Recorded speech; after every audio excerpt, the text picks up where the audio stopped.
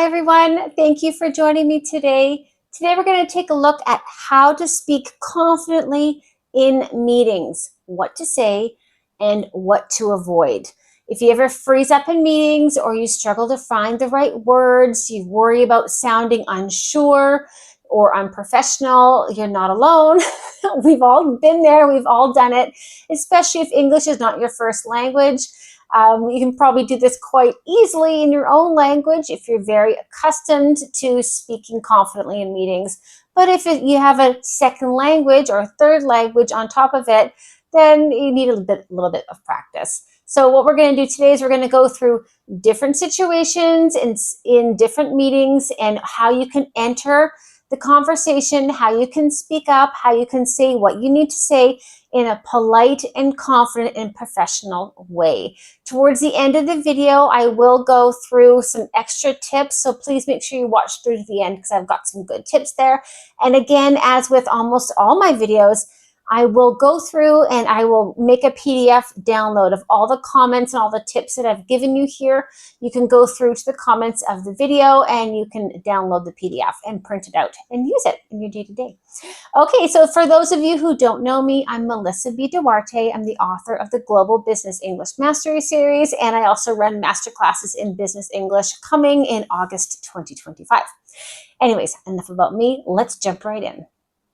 Okay, before we start with the different situations, we need to go over some key principles of confident meeting speaking in English. English is different from other languages, not only in vocabulary and grammar, but also in how you speak and the level of politeness and the tone of your voice and how you conduct yourself in meetings. So there's so much more that goes to speaking English in a business setting or in any setting that goes beyond just language. There's so much more. So the first one is prepare key phrases in advance. This helps me in Spanish. I will go over phrases and I'll listen to the phrases and I'll go over the phrases. So when I'm ready to use them, I'm ready to actually use them and I'm prepared and I'm not going to make a mistake. Sometimes if you go through and you prepare a sentence or you prepare what you're going to say, but you don't practice it enough, when you get to that moment, the stress of the moment, and you can forget things or make mistakes that you would not have made previously. So go through, prepare some key phrases in advance and practice them. The next one is speak clearly and at a steady pace. So clearly means, open your mouth, don't mumble. Speak slowly. In business English or in general English, the slower someone talks, the better.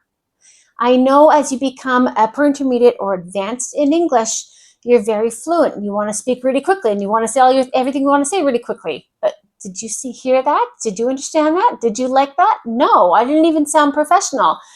So the slower you speak, think of any TED Talks. They talk slow and they demand respect because they talk so well and slow.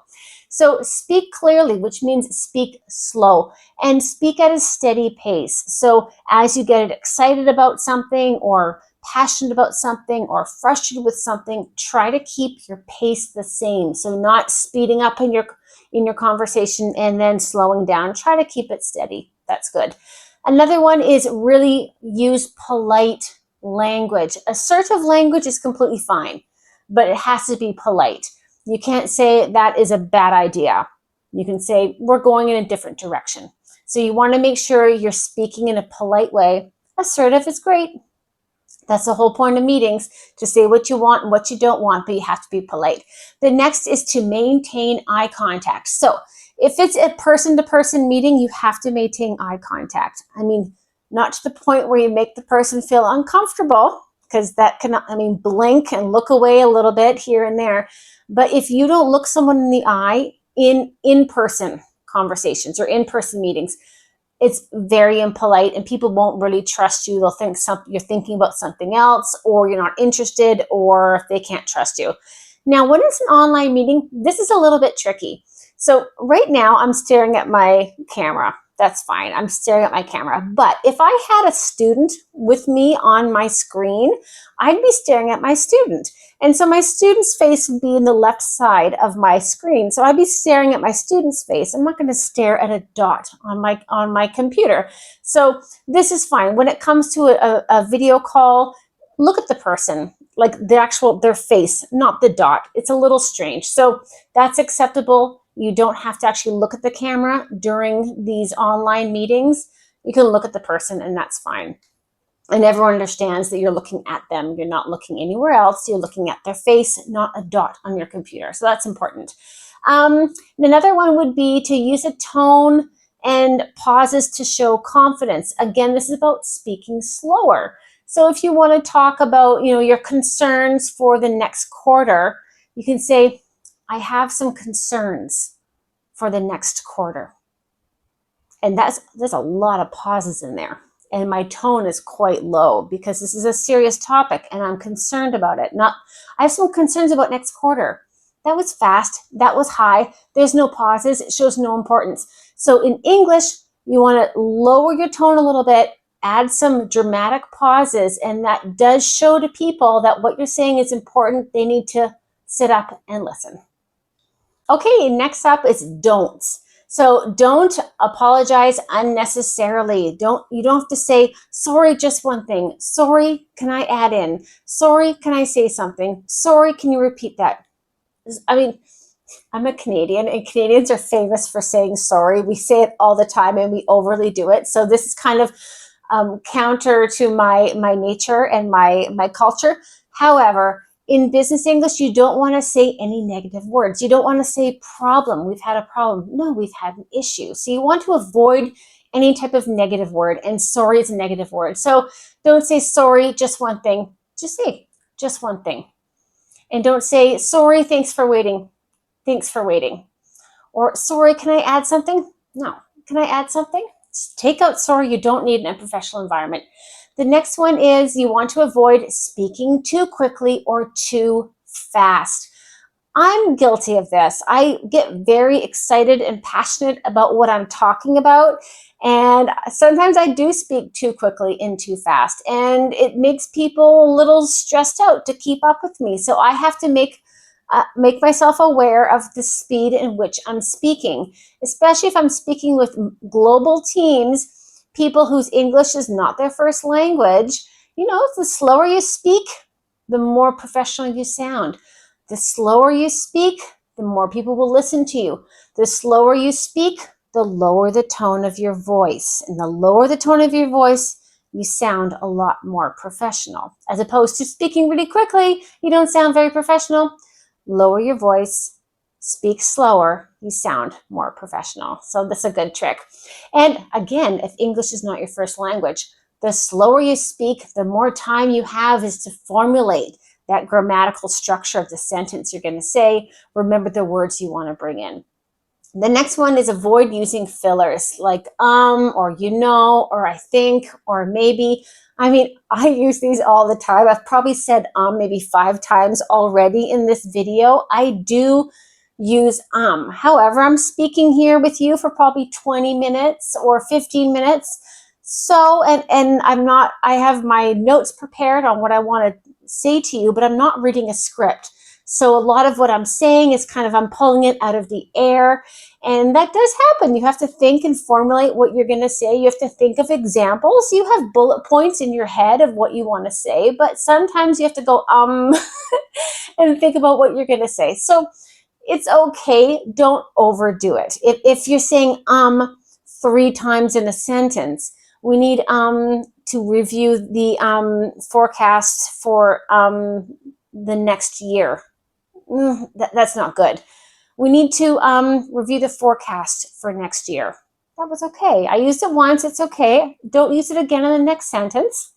And don't use it too much, but it happens. But try to avoid using them too much. The next one is waiting too long to speak up. When it comes to a meeting, Nobody likes meetings. I mean, not many people like meetings because meetings take away from the regular work that you have to be doing, right? So whether it's an online meeting or an in-person meeting, time is precious. So if you have a question and if you wait to the end of the meeting, either you're not going to have enough time to get the answer to your question, or you're going to frustrate people because they want to go or they have other things to do, or you may get an answer that's not formulated in the same balance to what you need. So if you have an important question, don't wait till the end, because you might get a quick response that isn't complete, or you might frustrate people. So that's something you don't want to do. Another one is that's the last tip of things to avoid, is avoid over-explaining or talking in circles. There's a great quote from a Talking Heads song: say something once, why say it again? And it just means you say something once, and again at the end of what you're saying, you can paraphrase it to repeat it. And that's it, and leave it. They heard you the first time. You don't need to repeat it. And if you feel you really need to drive home the point or the topic, drive home means like to underline so people understand how important something is. If you feel you need to drive home the importance of something, paraphrase it in a different way so they don't feel like you're talking down to them or like they're idiots or you're repeating for no reason. So if you do need to say something again, like talk in a circle, repeat the whole purpose, say it once, say it a second time, paraphrase, use different words. Okay, the next part we're at here is starting to speak, joining the conversation. When you have quite a big meeting room or you have quite a few people on a call, sometimes it's hard to jump in and give your 2 cents. 2 cents is an idiom that means opinion. Again, I'll put all this vocabulary and all the phrases in the PDF so you can study it after the video. So if you do need to speak up and you need to join the conversation, which usually, everyone needs to, there's different ways to join in and some things to avoid. So depending on the session you're having, if it's quite formal, you could say, if I can, I'd like to add something here. So if I can just means if it's okay with all of you, I'd like to add something here, which means I'd like to add something to the topic that we're discussing. Or you could say, can I share a quick thought on the point? A lot of times people use may in formal situations, in formal language. This is kind of overly formal for 2025.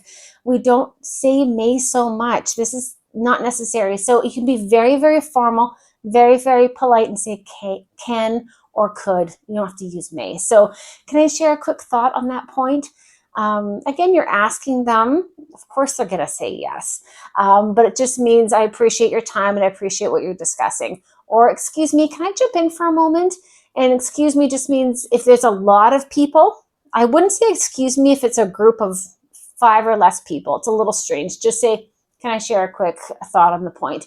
But if there's quite a few people, if it's like 20 people or more, whether it's a video call or a big conference, excuse me just means like, hi, I'm here within this big sea of people over here. Can I jump in for a moment? So that's when you use excuse me. And those were quite formal. Then you can go down to more neutral and you can just say, can I add something quickly? So can I add something quickly means I want to add, again, my 2 cents or my perspective or my point of view to this. Or another one, if someone made a good point, but you need to add your feedback or your opinion or your perspective of that, whether it's from your department or your country or whatever project you're working on, just to build on that. And again, someone's saying something and you don't have to say, can I say something? You can just say, just to build on that. I think we need to do this, this, this. So just to build on that means this is your point and I'm building on it, just like Lego. And the last one would be, I'd like to offer a different perspective. So again, I'd here means I would. Anytime we use modal verbs in business English or in general English, it makes it a lot more polite. So I'd like to offer a different perspective means someone's talking about one thing, but from your department or your team or your branch or your country, it's a different situation. You have a different perspective. So this is how you kind of disagree with what someone's saying, or you need to show that from my point of view, from my world, it is a little bit different. Then if it's more friendly in an internal team or a bit more informal, you could say, oh, I just want to throw out an idea. And to throw out an idea is like a ball. You're just going to throw out a ball. So if you throw out an idea, you're going to suggest an idea. And this is really, really useful and very common in general English, to throw out an idea. If it's a brainstorming session, throw out your ideas. But again, if it's a conversation and it's a meeting and you want to suggest an idea, can I just throw out an idea? Hey, I have a great idea I want to throw out. Hey, can I just throw out an idea? So all those ways just means, here's my idea. Another one would be, one quick thought on that is, and then someone's talking about something, I don't know, expanding the manufacturing. One quick thought on that is, so my quick thought, meaning I'm not going to talk to you for 5 minutes. My quick thought on that is, and then you tell them what you think about it very concisely. You said quick thought, you need to make it quick. And the last one would be, let me chime in real quick. Again, you're saying quick, right? Because you're asking to get involved in a conversation. Maybe you're not running the meeting. Maybe you're more of a participant in the meeting, or you're viewing the meeting. So let me chime in real quick. Chime in means join the conversation, give my input. Chime is the noise that a bell makes. And if you say, let me chime in real quick, it means let me give my opinion real quick. Let me give my 2 cents real quick. Let me give what's important real quick. Okay, following on from the next point, this is sharing your opinion or your idea on something. So in quite a professional way, you could say, I believe this approach could increase our efficiency by 20%. Or from my experience, this method works better in other situations. Or my suggestion would be to test this with a smaller group first. So I believe this approach, from my experience, my suggestion would be, and you can say whatever you want, but that's a nice way to kind of open the door to your opinion or your ideas and how to express them. It's quite formal, it's very professional. And people, by starting with, I believe this approach, from my experience, my suggestion, people will kind of go, oh, this is interesting. And they will actually tune into what you're saying, because you're kind of commanding attention by starting with those phrases. So those are very useful. Next one would be a bit more friendly or casual. Again, a smaller meeting. Here's what I'm thinking. So people are talking about ideas, talking for, what marketing company to go with for the next launch. And here's what I'm thinking. And just means this is what I think. But by saying here's what I'm thinking, it means here's what I'm thinking. I'm going to present it to you. That's a great one. Or why don't we try to see how this goes? So, or why don't we try to connect with company X? So why don't we just means I think we should. But again, because you're asking it in a question way, it's a little bit more polite. Or you want to give comparison, you can say, I've seen this work really well with other teams. Why don't we give this a try?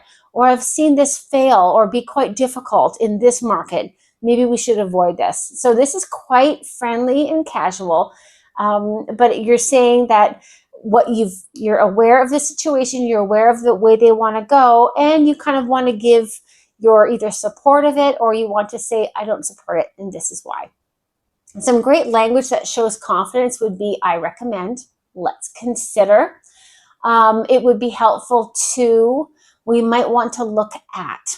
Now, again, in the formal bit, everything you can see here on the side here, but you can put these in a sentence. I recommend we go with company B. Let's consider going with company B. It would be helpful to look into this a bit deeper.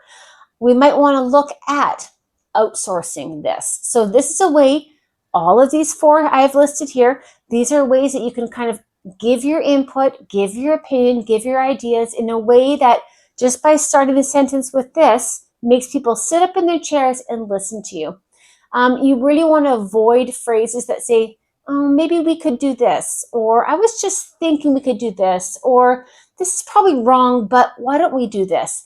That's very sheepish. And what you want to do when you're in a meeting, you want people to listen to you. There's lots of voices happening in a meeting. There's lots of conversations happening in a meeting. So if you start with little phrases like, maybe we could sort of, or I was thinking this, it's not demanding any ears in the room at all. So you want to avoid that.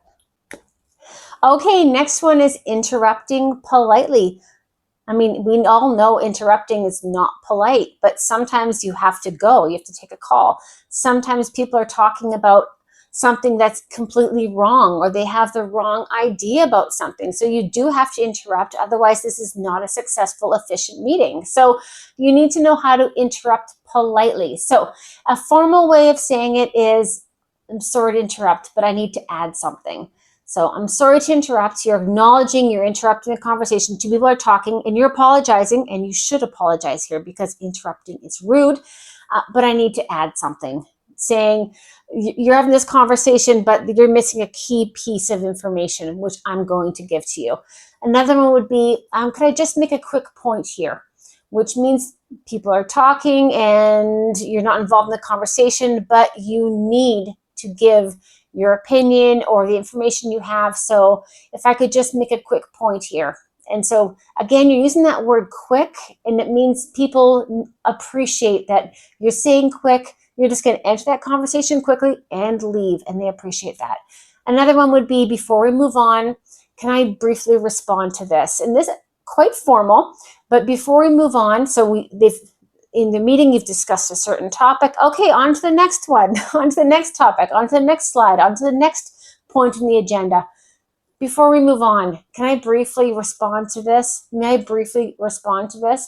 It just means I need to discuss this before we move on. And usually people are completely happy to do this. And again, you're saying before we move on, and you're saying, I need to do this now. And can I briefly respond to this? So there's a little bit of a topic discussion or working out some details of something, and you need to give your opinion on it. The next one is something a bit more neutral, just to jump in quick. And to jump into a conversation is, you're just like a rabbit jumping into a conversation. So just to jump in quickly, this is what I think, and you say what you need to say. Or before we go any further, can I say one thing? And before we go any further, I said on to the next slide, on to the next point in the meeting, can I say one thing? Or just a quick thing to add. And again, you could say, sorry, just a quick thing to add. Only say sorry if you're actually truly interrupting a conversation. Otherwise, just a quick thing to add. And you put that in there. You want to avoid saying, no, you're wrong. No, that's not right. No, I don't like this. You want to be quite friendly. And so all of those will help you.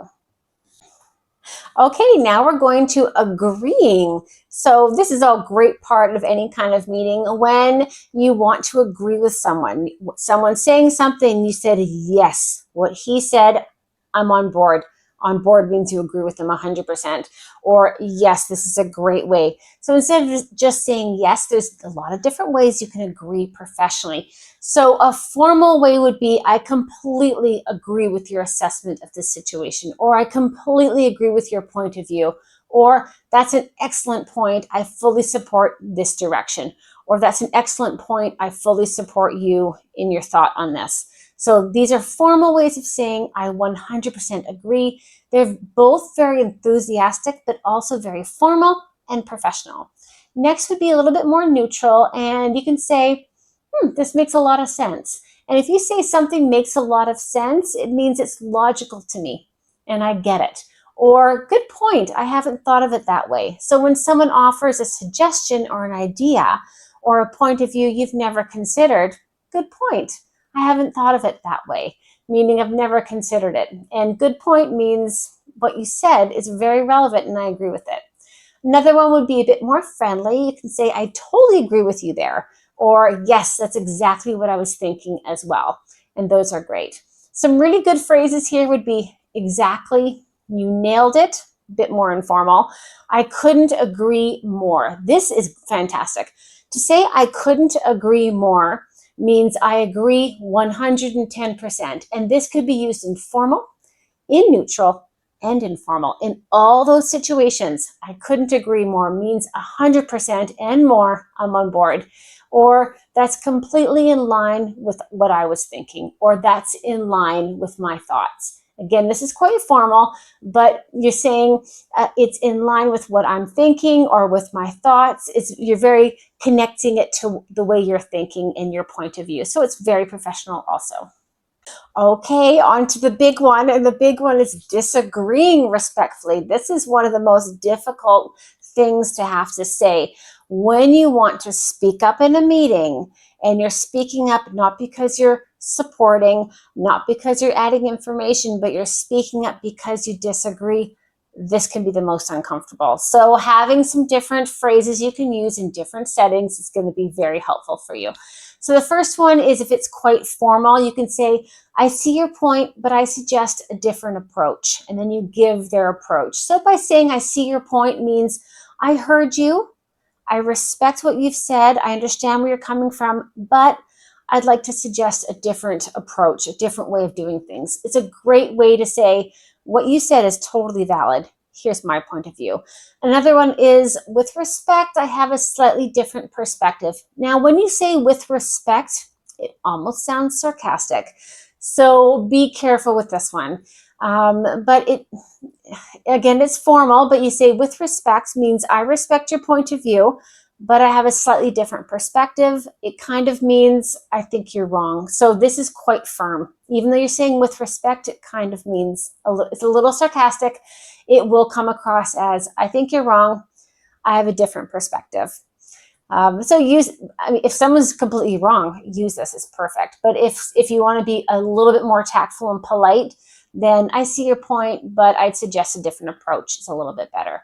Or I understand the reasoning, or I understand your reasoning, but I'm concerned about da.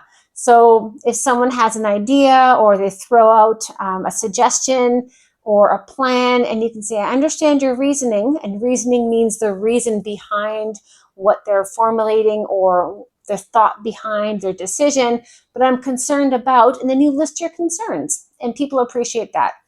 Next one is to be a bit more neutral, and a bit more neutral is not so formal, but a bit more direct also, saying, I'm not sure I agree. Maybe we should reconsider. And by saying, I'm not sure I agree, it means I don't agree. But the difference between saying I don't agree and I'm not sure I agree, the meaning is exactly the same. But by saying I'm not sure I agree, it's so polite English. It just means I don't agree, but it's so soft and polite. No one's going to be like, oh, defensive if you say I'm not sure I agree, because you're saying it in such a polite way. So you can say I don't agree with you 100% and say it with the words I'm not sure I agree, and people will be very open to you. If you say I don't agree, or that's wrong, or I disagree, people will get quite defensive, and often they'll close themselves to your suggestions. So there's psychology in words. So I'm not sure I agree. Maybe we should reconsider. Maybe we should consider this, and then give your options. Or you could say that could work, but have we thought about the risks involved? Or have we thought about how this will play out? So that could work. So someone gives a suggestion, you're saying, okay, it is possible in a perfect scenario or in a perfect situation, or if everything lines up perfectly, but have we thought about the risks? Have we thought about what else could happen in that situation? So you're saying you're giving them kudos. Kudos again means respect, or acknowledging that they gave a solution or an idea that could work. But in your mind, it has to be a perfect situation for that to work. So you're saying, have we thought about the risks? So this is a very nice way of saying, I don't agree, because this has to be a perfect situation for everything to work perfectly. So you're highlighting that there could be risks involved with their plan. And a little bit more would be a bit friendly, and you could say, I hear you, but I think we might want to rethink that. And to say I hear you in English does not mean I hear you. I hear you means I understand you. I can say, oh, August was too hot. I can't stand the weather. Oh, I hear you. It means I understand what you're saying. I understand your point of view. So I hear you is very useful in business English, saying I understand your point of view. I agree with your point of view.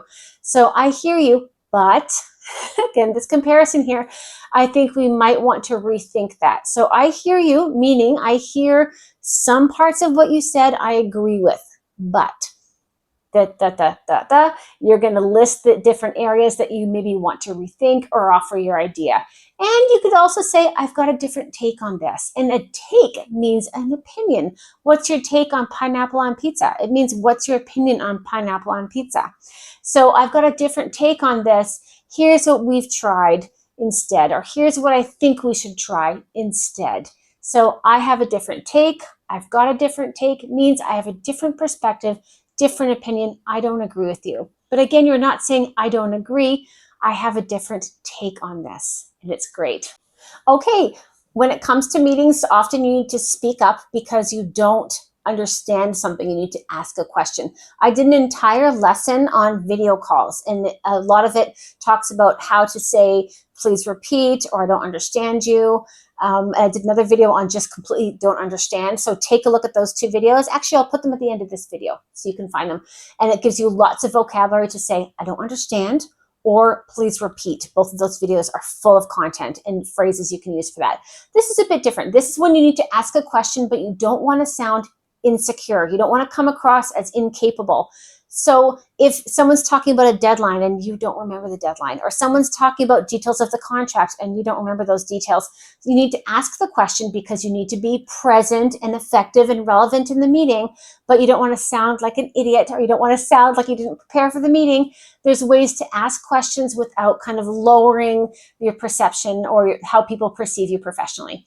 So formal could be, could you clarify what the timeline is for phase 2, for example? So could you clarify the timeline? Maybe the timeline has already been clarified or has already been set, but you're saying clarify it. You're not saying what's the timeline for phase 2. You're saying, can you clarify the timeline for phase 2? So it's not saying, I don't remember the date of the timeline for phase 2. You're saying, can you clarify the timeline for phase 2? Which means they're going to give you a whole big picture of the timeline for phase 2. So, and within that, it will have the date that you need.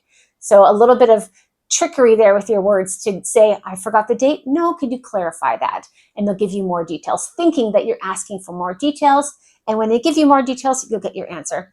Another one would be, would you mind elaborating on the budget estimates? So maybe you didn't review the budget document before the meeting, or maybe you took an important phone call during the budget presentation in this same meeting. So you could say, would you mind elaborating on the budget estimates? And to elaborate in business English means give me more details. That's all it means. So again, you're not saying, I don't remember, or I wasn't here, or I didn't review it, or I don't know.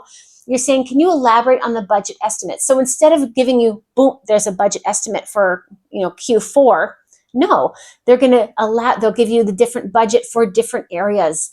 So they'll give you the big picture, and within that big picture, you'll get your answer that you want there. Again, this is quite tricky with the words, but it's a way for asking questions, and you'll get your answers without sounding like you're not prepared or you're unprofessional.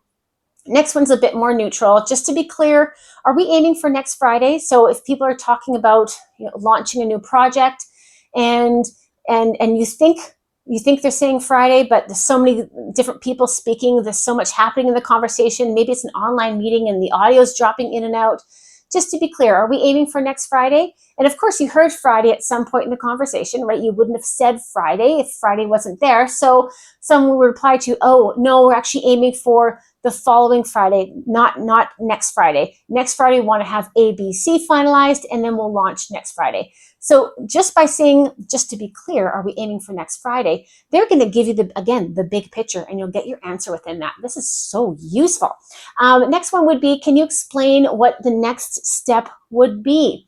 So again, big meetings, lots of people talking about projects, talking about things that are moving along, talking about big plans. And sometimes on all that information, you can get lost, or you can be focusing on one thing, or you hear something and your mind is thinking about that you forgot what they were saying at the other side of the room. So you could say, can you explain what the next step would be? Meaning, okay, they've already summarized what their next step would be, but can you explain what the next step would be? So, and they're going to go into a bit more detail. Okay, first, we're going to get legal to go over this policy. Next, we're going to bring in the sales team to see how the clients feel about this. So then they're going to break down the next steps. Another one, which is a bit more friendly, would be quick question. Who's handling the follow-up? Or I'm not sure I got that. Could you go through it one more time? So who's handling the follow-up would mean who's taking care of following up on everything. So if you're sitting in the meeting, again, whether it's in person or it's online, and you're going, oh, did someone ask me to do something? Am I responsible for something? Do I need to do something? I don't want to miss my opportunity to do something. Or if something was delegated or assigned to me and I didn't catch that, that's a problem. So Quick question, who's handling the follow-up? And they'll say, Peter is. Okay, so then in the future, you know to go to Peter on this project. Or if they say, oh, you'll be handling it, great. Now you know what your responsibilities are. Another one, I'm not sure I got that. Could you run it through me, or could you run it through one more time? Could you run it by me one more time? To run something by someone or to run through something just means to repeat it.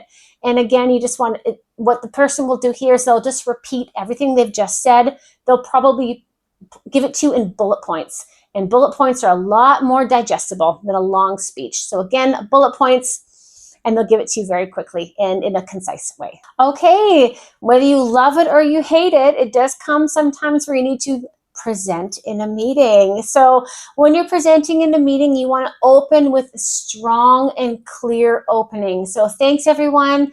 Today I'm going to walk you through the proposal. Today I'm going to walk you through the budget. To walk someone through something means you're going to explain it to them.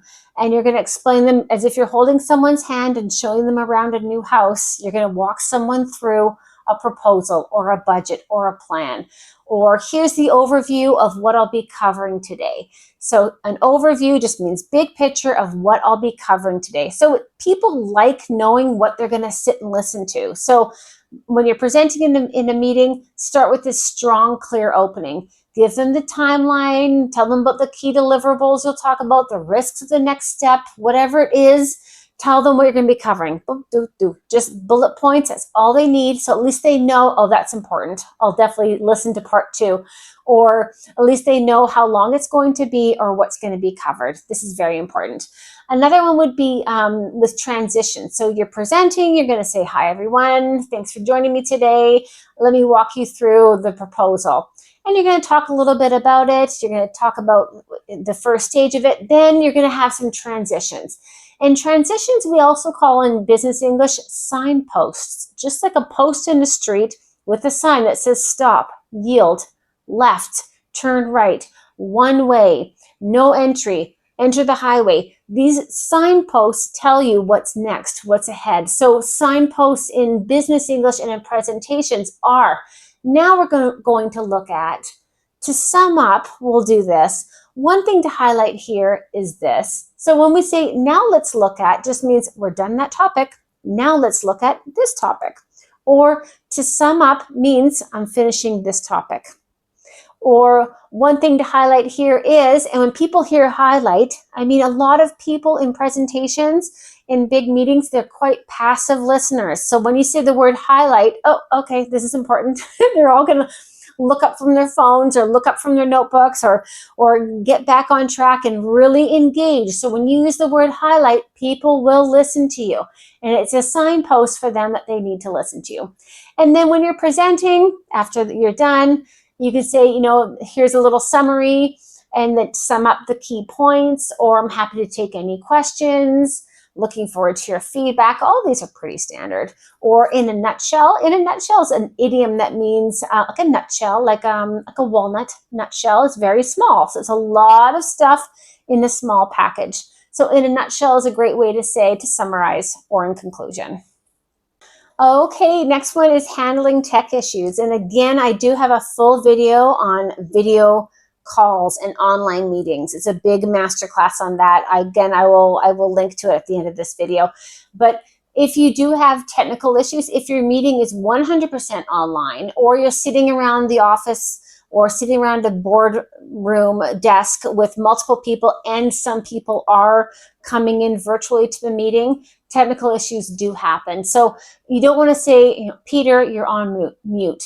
It's too direct. It's not very nice. It's kind of overused. You just say, Peter, I think you're muted. Peter, can you check your audio? Peter, we're having a hard time hearing you. And it's just a lot nicer, than people won't feel all flustered. Flustered is kind of uncomfortable and worried and nervous, and that's quite good. If there's more technical issues, again with audio, video does come in and out, and unless someone's presenting something visual, if the video is frozen or pixelated, For a short amount of time, it's usually not a big deal. But unless it's a presentation, unless they're sharing their screen, unless you need to see it, then it is a big deal. But audio is paramount. Paramount means the most important. And audio is number one. So I think we lost you there. Could you repeat that last part? So if the audio gets choppy, choppy's like good, bad, good, bad, good, bad. That's what you say. Or I'm having some audio problems. I'm having some audio trouble. Just let me reconnect. Let me reboot my system. And reboot your system would be to turn off your system and to turn back on your system. To refresh your page or refresh the meeting is you're pressing that little circle with the arrow on it. And that means to refresh your page, reboot your computer, reboot your system. Or we're seeing a lag. Would you mind turning off your video while you speak? This can be really distracting. If there are video issues where the person's mouth is moving at a different speed, then you're hearing their voice, or they're completely frozen. Video does tend to take most of the juice. Juice is like internet power or internet capability or Wi-Fi. So videos do take a lot of the juice that runs through an online meeting. So just have someone turn off their video. We're seeing a lag. Would you mind turning off your video while you're speaking? People like that. And again, this is a world of technology. When technology works, it's amazing. When it doesn't work, it's frustrating and it's embarrassing and it's annoying and it makes us angry and we hate it. So, and we've all been there. No one has ever had an online meeting without having their own issues with technology or experiencing other people with issues with technology. It happens. People know that. And again, just polite ways to remind them that either you're working on your issue or they need to work on their issue. Okay, now we're at closing a meeting. So now we've gone through an entire meeting from the very beginning to any issues that may arise, and now we're looking at closing the meeting. So when you close a meeting, it depends if you're running the meeting or not, but let's just take a look here. So if you're running the meeting, you can say, thank you everyone for joining us today, or thank you everyone for taking the time to join us today. I'll summarize today's action points and send you a follow-up by end of day. And that's quite nice. And you're thanking everyone for their time. And again, you'll send them a summary, which everyone appreciates that as well. Something more neutral would be, great session, guys. Great session, everyone. Thanks so much. Let's touch base again next week. To touch base in business English means let's connect. It could be, I can come to your office. I could call you. I could email you. I could message you. Touch base means connect. It doesn't say how. So again, great session, guys. Guys is a little informal. Make sure you know how your company functions and the people you're speaking with. Or just great session, everyone. Thank you all so much for taking the time, or thanks all for your time. Let's touch base again next week, or let's touch base at the end of the week, or this time next month, whenever you need to contact them again or get in touch again. And a bit more friendly would be, thanks team, let's keep moving and check in next week. So let's keep moving, let's keep doing what we're doing, let's keep the momentum of our great business going, and I'll see you guys next week. Okay, as promised, here are some final tips and phrases that will help you in these meetings and to enter into a meeting and speak up in a meeting.